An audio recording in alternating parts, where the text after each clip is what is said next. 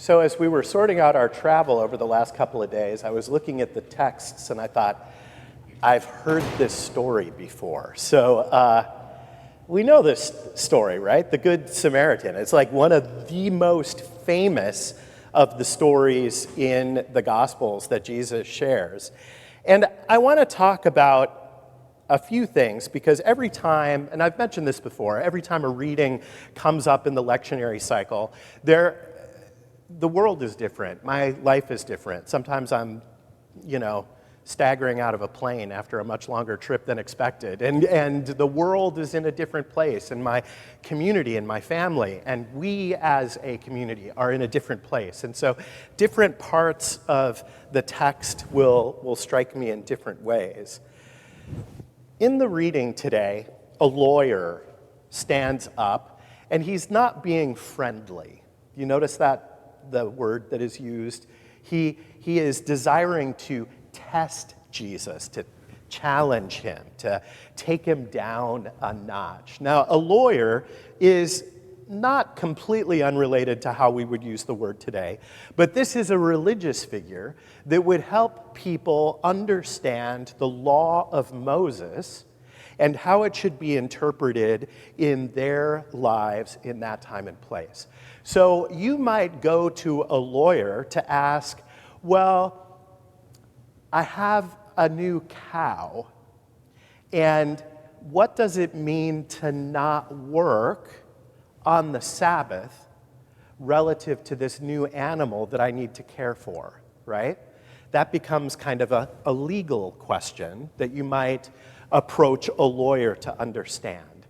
So this person says, what do I need to do to earn?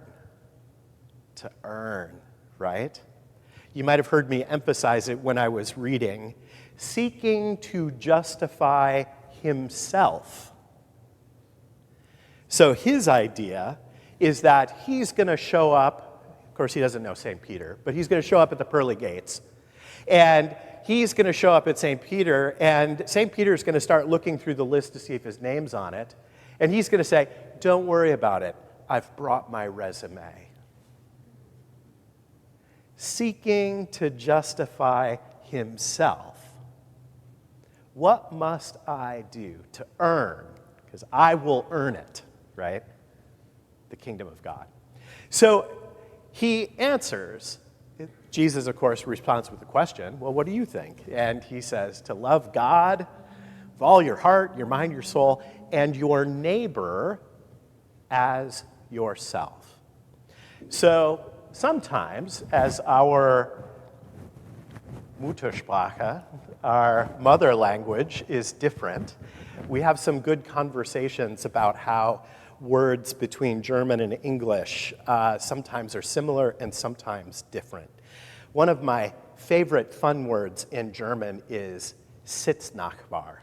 We don't have this in English, but it means your seat neighbor. So the person who's sitting next to you may be on the plane. It's great. We should have a word like that. But the idea of Nachbar, there's this sense of behind. Neighbor starts to blur you back into the earliest years of English, which oddly enough starts to bring you close to German. And this idea of neighbor is the one who is near.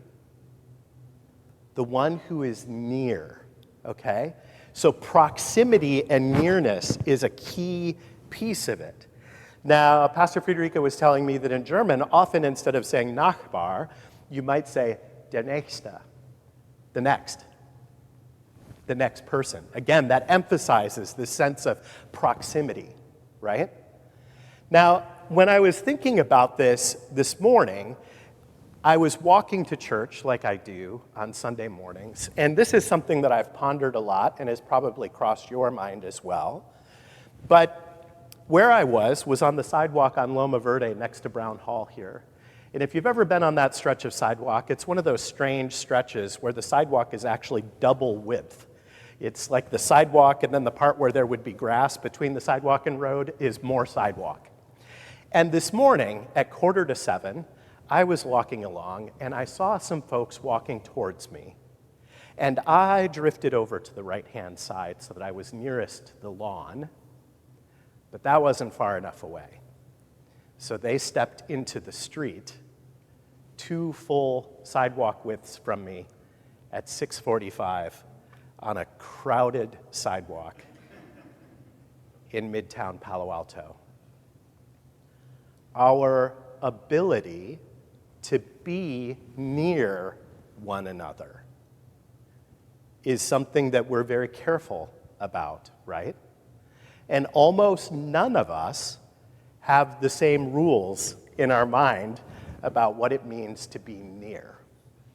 Now, I'm from the Midwest, so near is usually a bigger distance than it is in some places. I was at Disneyland once and was in line for an hour at the Haunted Mansion, and there was a woman from Southeast Asia behind me, and their group was chatting with one another, and so she had her back to me, and the way she knew the line was moving forward was that she just kind of kept physical contact with me.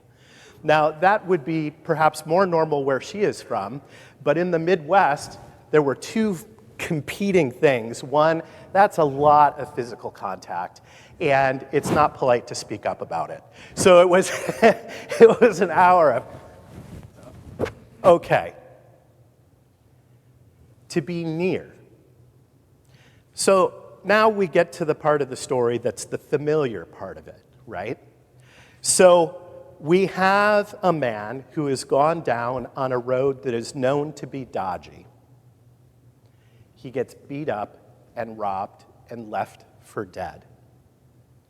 Now, I'm going to ask a lot of questions and just leave them with you to trouble you. So didn't this guy know this was not the best road? Why didn't he bring friends? Why was he traveling at that time? Shouldn't he have known better? I mean, on some level, maybe due to lack of planning, lack of martial arts training, or who knows what, he just kind of brought this upon himself, really, right? So there he is in the ditch. Now, we have people that are coming by then, and you'll notice they can't share the sidewalk with him. They have to cross to the other side, right, to get out of the way. Now, we have a priest and a Levite, which they're somewhat related figures. These are people who are involved in the ritual life of the people, and by the laws of Moses, there are things that would disqualify you from that work, at least for a period of time. You would be considered unclean, perhaps, and need to go through a liturgical, ritual kind of process to be made clean again. These are things like touching human blood would be a thing that might cause you to be unclean. Well, if the priest and the Levite are needing to go on their way to do their work for God, perhaps they needed to not stop and help this man. The implication that Jesus says in this story is that you're misunderstanding what God is wanting from you. You should be helping this man. But would they have been walking past him with maybe other thoughts? This is tragic, but did this guy plan his trip well? Has he met the work requirement for assistance? Why should I help him? Does he deserve to be helped? Does he deserve to be helped? Now, given that this is a parable and not a historical event, we have no idea what would have necessarily have been going through their minds. Likely it could have been, holy smokes, that looks like a bad accident, and I don't want to have a bad accident. I'm going to keep moving. But one of the things I want you to pay attention to in this is they were very intentional to keep their distance. Neighbors don't do that. Neighbors don't do that. So very careful to say, you stay over there, I will stay over here. Now they go by, and the Samaritan comes down the road. Now, we know from the stories that the Samaritans are a different cultural group, a different religious, they were, my grandfather might say, shirt-tail cousins, so kind of out here, but they were practicing the faith the wrong way. And so they were the others, the bad guys in most of the stories. And the Samaritan comes by and is moved by empathy. Now, does it say that the Samaritan is an EMT with an ambulance? No, it doesn't say that. To be fair, there wouldn't have been ambulances. But what makes him the right person to do this? When we think about all the scenarios, we have the priest, the Levite, and we have the Samaritan that come by, right? And which of them would have been best suited to do this? Somebody online took kind of a strange scenario. You have a cup of coffee and you need 2 creams and a sugar and you can't get them. And somebody who works at Pete's Coffee walks by and passes by on the other side. And somebody who works at Starbucks walks by and passes by on the other side. But the guy who works at O'Reilly's Auto Parts stops, figures out where to buy the cream and sugar, make sure that you have enough, not just for today, but for the rest of the week. There's an element of this that the Samaritan is not the obvious choice for a couple of reasons. He's the bad guy, and the bad guys aren't supposed to be good guys, right? But secondly, there's nothing about him that says, boy, are you lucky that I came by because I brought my first aid kit. There's nothing that suggests that. He takes money out of his own pockets to assist this man, risks himself on some level, right? He draws near. He draws near, understanding that this person deserves his empathy and assistance simply because he is in need of it, not because of some other criteria. He helps the man, takes him then to an inn, pays the man at the inn 2 denarii. And you're thinking, right, 2 denarii. So a denarii would be a typical day's wage in that time and place. So not millions of dollars, but not inconsequential either. Puts him on his own animal to get him back. Tell me how much you spend beyond this. I will come back and I will repay you. This man is going out of his way, literally, to come back through and to assist this man. Going out of his way in that he was not planning on spending that kind of money that day. He wasn't worried or concerned primarily if this man deserved or earned his place. In the lawyer's world, this man would need to present a resume as to why he was worth helping, right?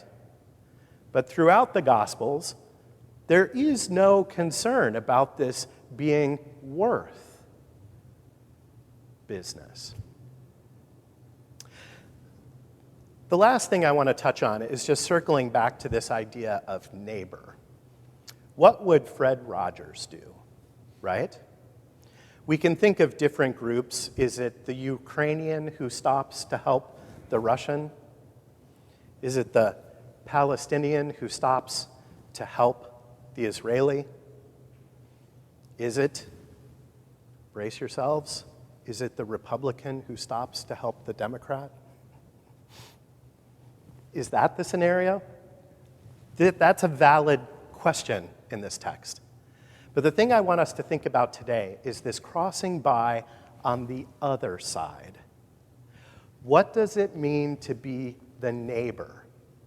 And when we think of neighbor, what does it mean to be near? Amen.